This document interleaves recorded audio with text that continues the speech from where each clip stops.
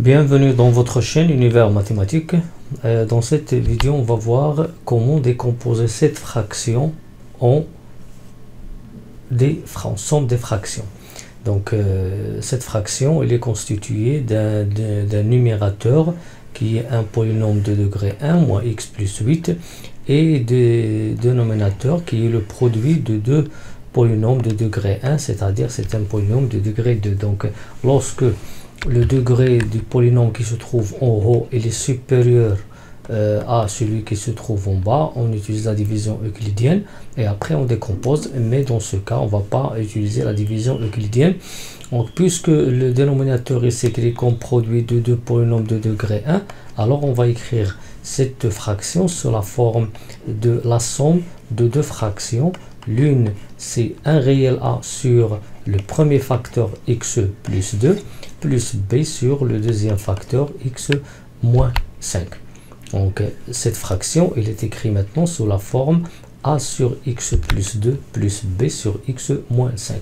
Maintenant il reste à déterminer la valeur de a et la valeur de b. Pour la première étape, on va essayer d'éliminer les dénominateurs. Ici, bien sûr, il n'y a pas de dénominateur commun. Donc, pour cela, on va multiplier le tout par x plus 2 facteur de x moins 5. Lorsque je multiplie ici par ce produit-là, lorsque je multiplie la première fraction, on simplifie par le dénominateur, il reste le numérateur moins x plus 8. Lorsque je multiplie par ce produit-là, cette fraction, on va simplifier par x plus 2, il reste a facteur de x moins 5.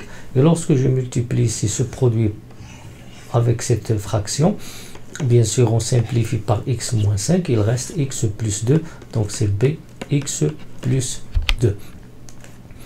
Ou bien je peux tout simplement multiplier ici par la première fraction par x moins 5 en haut et en bas, et la deuxième par x plus 2 en haut et en bas, et je simplifie par le même dénominateur et je trouve le même résultat.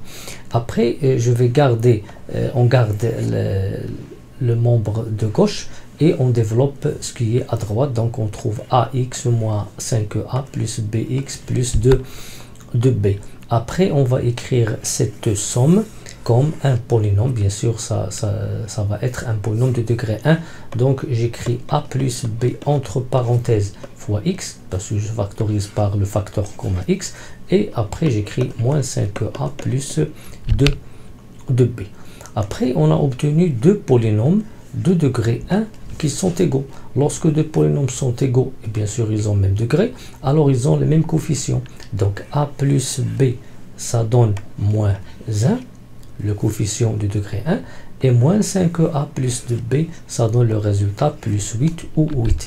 Et ainsi, donc le premier coefficient a plus b égale à moins 1, et le deuxième, c'est moins 5a plus 2b qui est égal à 8.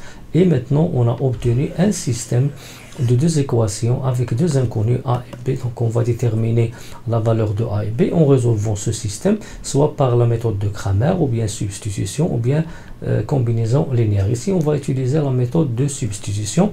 Donc on va écrire ici, par exemple, le b en fonction de a. Donc je vais déplacer a à droite et je vais obtenir b qui est égal à moins 1 moins a, et je garde la deuxième équation. B c'est moins 1 moins a, et je garde la deuxième équation. Maintenant, je garde cette égalité qui est bien sûr b en fonction de a, et je remplace dans l'équation de b par ce résultat trouvé entre parenthèses moins 1 moins a. Donc moins 5a plus 2 facteur de moins 1 moins a égale à 8. Après, je garde la première équation, ou bien l'égalité, et je développe la deuxième équation. Donc moins 5a moins 2a égale à 8. Bien, je garde la première équation et je développe la deuxième. Bien, on est arrivé à ce stade-là, donc on va de même garder on garde cette égalité jusqu'à trouver la valeur de a pour remplacer a par cette valeur et trouver la valeur de b.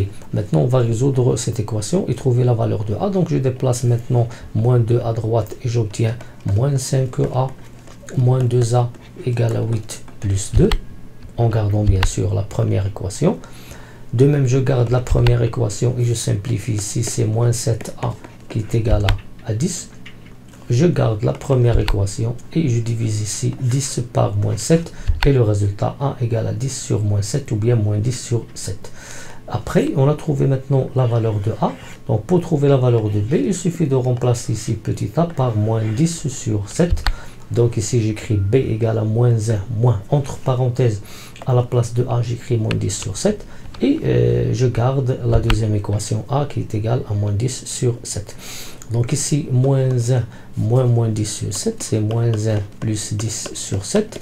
En réduisant au même dénominateur, on obtient moins 7 plus 10 sur 7 qui est égal à 3 sur 7. Alors b est égal à 3 sur 7 et a égale à moins 10 sur 7. Et ainsi, on a trouvé la valeur de a 3 sur 7 et la valeur de b 3 sur 7 et la valeur de a moins 10 sur 7. Après, on va remplacer a et b par leur valeur trouvée ici. Donc a c'est moins 10 sur 7, donc on obtient la décomposition de cette fraction.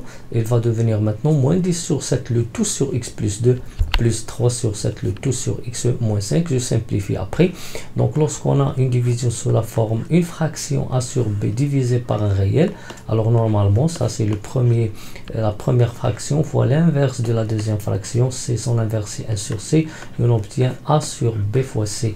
Donc on garde le numérateur et on multiplie les dénominateurs, on garde le numérateur moins 10 et on multiplie les deux dénominateurs. Donc on obtient moins 10 sur 7 facteur de x plus 2. Ça c'est la simplification de cette fraction. Pour l'autre, de même manière, on garde 3 et on multiplie le dénominateur par le dénominateur. Donc 7 facteur de x moins 5. Et ainsi, on a trouvé bien sûr la décomposition en fraction de la fraction moins x plus 8 sur x plus 2 facteur de x moins 5. Bien, je peux vous donner ici une méthode très simple pour déterminer la valeur de a et la valeur de b. Parfois, elle est très simple. Donc, lorsqu'on a multiplié ici par le produit x plus 2 fois x moins 5, on a trouvé cette égalité. Donc ici, pour trouver plus facilement les valeurs de a et de b, on peut prendre x plus 2. Donc je détermine sa racine, donc x plus 2 égale à 0, et de même x moins 5 égale à 0. X plus 2 égale à 0, ça donne x égale à moins 2, et l'autre x égale à 5. Donc maintenant, ce qu'on va faire pour déterminer a et b, je vais remplacer le x la première fois par moins 2 et la deuxième fois par 5.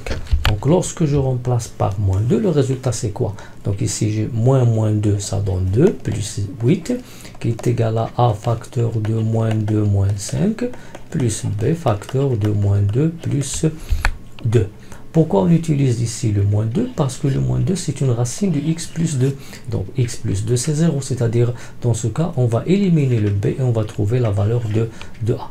Bien, 2 plus 8 ça donne 10, moins 2 plus 2 ça donne 0, donc b il est éliminé et il reste a fois moins 7 qui est moins 7a. Donc 10 égale à moins 7a. Bien sûr, moins 7a égale à 10, ça veut dire que a égale à 10 sur moins 7. Et on a trouvé la même valeur qu'on a déterminée en résolvant le système.